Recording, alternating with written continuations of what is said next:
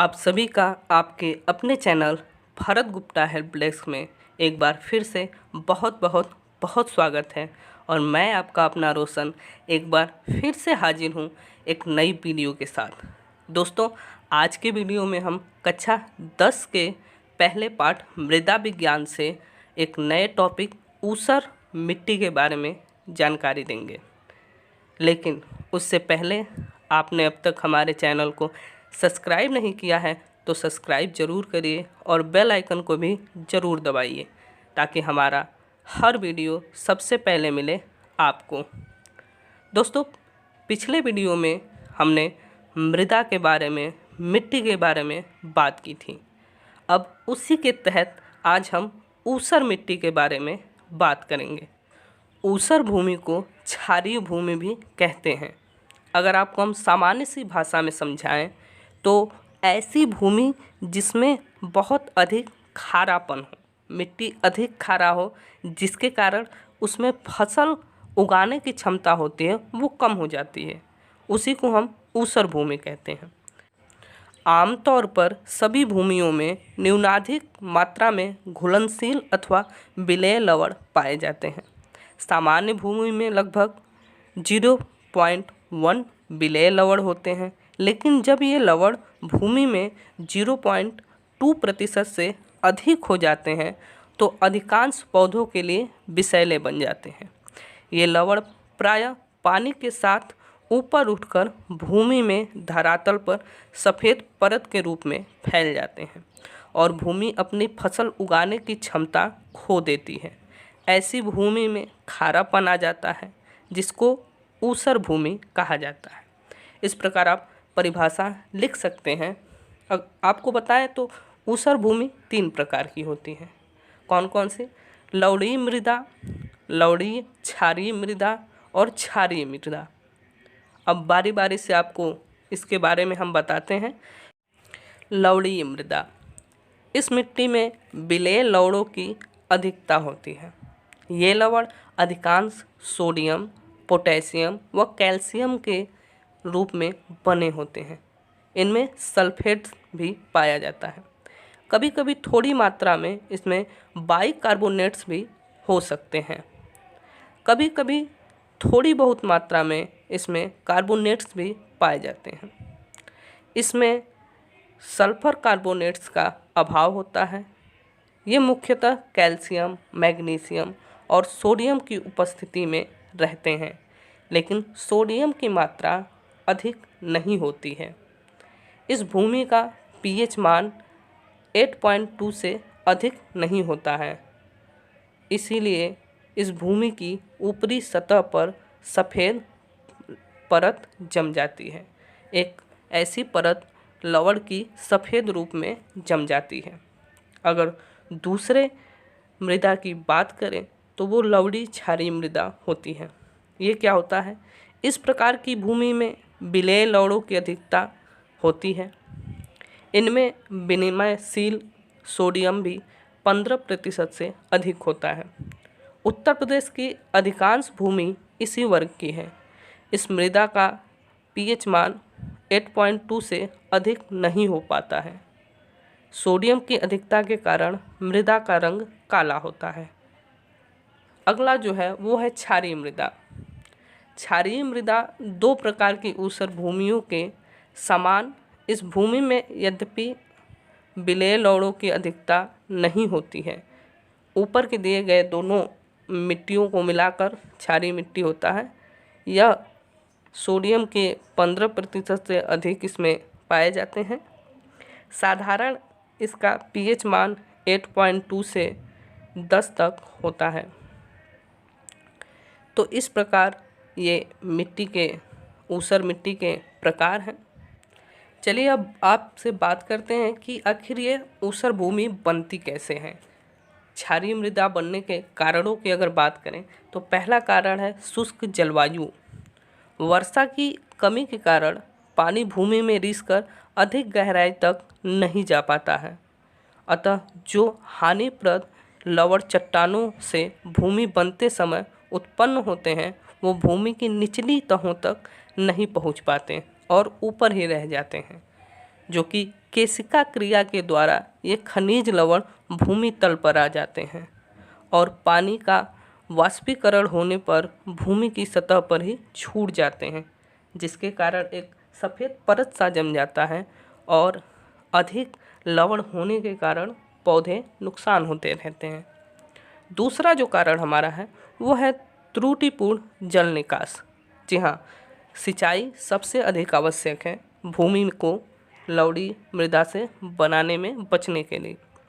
चलिए इस कारण के बारे में जानते हैं। तो वो भूमि में कुछ गहराई तक ही कंकड़ अथवा किसी प्रकार की कठोरता होने के कारण वर्षा का जल, जिसमें बहुत से लवण घुले होते हैं, शोषित होकर नीचे नहीं जा पाता है। अतः वाष्पीकरण होने पर केशिका क्रिया द्वारा ये लवण भूमि तल पर एकत्रित हो जाते हैं।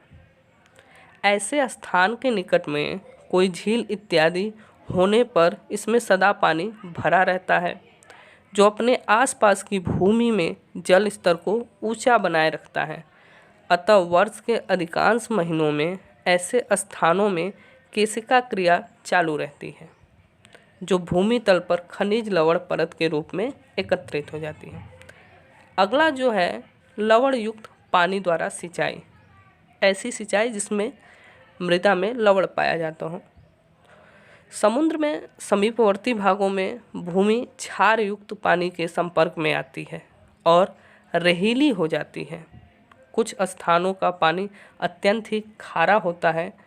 इस कारण पानी में सिंचाई करने से भूमि रेतीली अथवा लवण युक्त हो जाती है। सिंचाई की अधिकता। कृषक जन अपनी अज्ञानवश खेत में अधिक पानी लगाते हैं, जिसके कारण भूमि का जल स्तर ऊंचा उठ जाता है और केशिका क्रिया द्वारा लवण ऊपर आ जाते हैं। यह बुराई नहरी क्षेत्रों के उन स्थानों में अधिक पाई जाती है जहां तोड़ अथवा कटाऊ पानी विधि द्वारा सिंचाई करते हैं। आलसी किसान रात्रि को नहर के पानी को खेत में काटकर मज़े से सोते हैं और सवेरे अपने खेत को पानी से भरा देखकर खुश पाते हैं, लेकिन यह पानी अधिक बर्बादी का कारण बनता है। कुछ यही कारण है जिस कारण मृदा क्षारीय होती है, ये ध्यान दीजिएगा। इसके अलावा भी खेत की जुताई गहराई से न करते रहना चाहिए और क्षारीय उर्वरकों का लगातार प्रयोग नहीं करना चाहिए। इससे मृदा में क्षारीयता होती है और भूमि के अंदर का ऊंचा जल स्तर भी इसका कारण है। अब आपको बताते हैं कि ऊसर भूमि के लिए घातक क्यों है। ऊसर भूमि पौधों के लिए घातक क्यों है, चलिए एक नज़र इस पे डालते हैं। तो अधिकांश फसलें ऊसर भूमि में नहीं पनपती। ऐसी भूमि में या तो उनकी बढ़वार मंद पड़ जाती हैं या वे सूखा करके नष्ट हो जाती हैं। फसलों पर रेह के प्रतिकूल प्रभाव की क्रिया रासायनिक न होकर भौतिक होती है। इसका संबंध मृदा विलयन की पोषण शक्ति से रहता है। भूमि से जड़ की कोशिकाओं में पानी सफलतापूर्वक तभी पहुंचता है जब कोशिकाओं के रस में शोषण शक्ति मृदा विलयन की शक्ति अधिक होती है। विलेय लवणों की भूमि में अधिकता हो जाने के कारण विलयन बहुत ही गाढ़ा हो जाता है और मृदा विलयन में आने लगता है। इस प्रकार पौधों की जड़ें मृदा विलयन में पानी का शोषण करने के स्थान पर अपने जीव द्रव्य के जल को भी खो बैठती है और पौधे मर जाते हैं।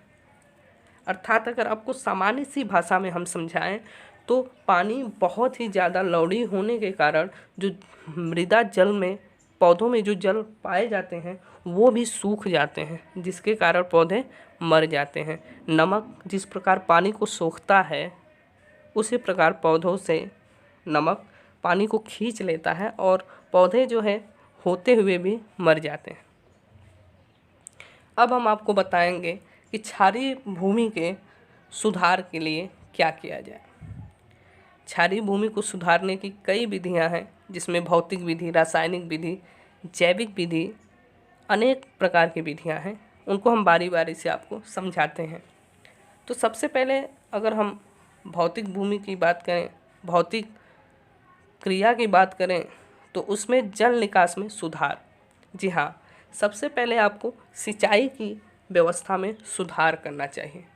जिस भूमि का सुधार करना हो उसे सर्वप्रथम उसे जल निकास में सुधार का प्रबंध करना चाहिए। उस खेत में अधिक पानी नहीं भरना चाहिए। जल निकास दो प्रकार का होता है, ऊपरी और भीतरी। अब ऊपरी जल निकास क्या होता है? खेत की ऊपरी सतह में वर्षा के फालतू पानी को निकालकर बहा देने की क्रिया को ऊपरी जल निकास कहते हैं। और भीतरी जल निकास भूमि के अंदर में फालतू पानी को अंतःस्रवण द्वारा हटाया जाना ही जल निकास का भीतरी जल निकास कहलाता है। चलिए अगला बात करते हैं निच्छालन की। निच्छालन की क्रिया बहुत ही इम्पोर्टेंट है, कई बार परीक्षा में आता भी है। तो निच्छालन की क्रिया क्या है? निच्छालन द्वारा ऊसर भूमि के सुधार के लिए भूमि को छोटे छोटे टुकड़ों में बांटकर उसकी मेड़बंदी कर लेनी चाहिए। तत्पश्चात भूमि को चौरस करके उसे जोत देना चाहिए। यह कार्य मार्च तक हो जाना चाहिए। उसके बाद अप्रैल में इन खेतों में पानी भर देना चाहिए। जब कभी पानी सूखने लगे तो खेत में फिर पानी भर देना चाहिए, अर्थात खेत में पानी रहना चाहिए। इससे खेत का लवण घुलकर नीचे चला जाता है और खेत के ऊसरपन से हमें राहत मिलती है। चलिए कुछ बातों का ध्यान रखना चाहिए निच्छालन के समय कि भौम जल स्तर भूमि की सतह से कम 3 मीटर गहरा हो और भूमि में कंकड़ इत्यादि की कठोरता न हो। अगला जो है वो है कार्बनिक खादों का प्रयोग। कार्बनिक खादों का भी प्रयोग करना चाहिए ऊसर भूमि के लिए। भूमि की रचना सुधार होता है, जिसके कारण भूमि में पानी की समस्या का पारंगता बढ़ जाती है। सड़ने पर ये खाद विभिन्न प्रकार की कार्बनिक अम्ल उत्पन्न करते हैं, जिसके कारण रासायनिक विधि से कुछ हानिकारक लवणों का उदासीनीकरण हो जाता है। इसके बाद भूसा, पुआल इत्यादि बिना सड़े हुए कार्बनिक खादों का प्रयोग करना चाहिए।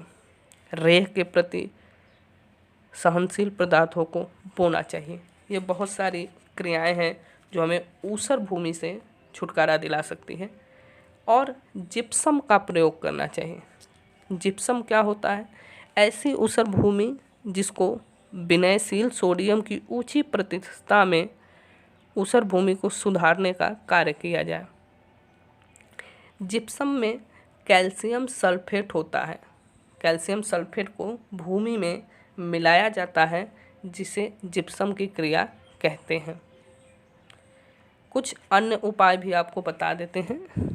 यदि ऊसर भूमि को छोटे छोटे टुकड़े में हो तो उन टुकड़े को रेह युक्त मिट्टी खोदकर अलग निकाल लेनी चाहिए और इसमें तालाब की मिट्टी और गोबर का खाद भर देना चाहिए।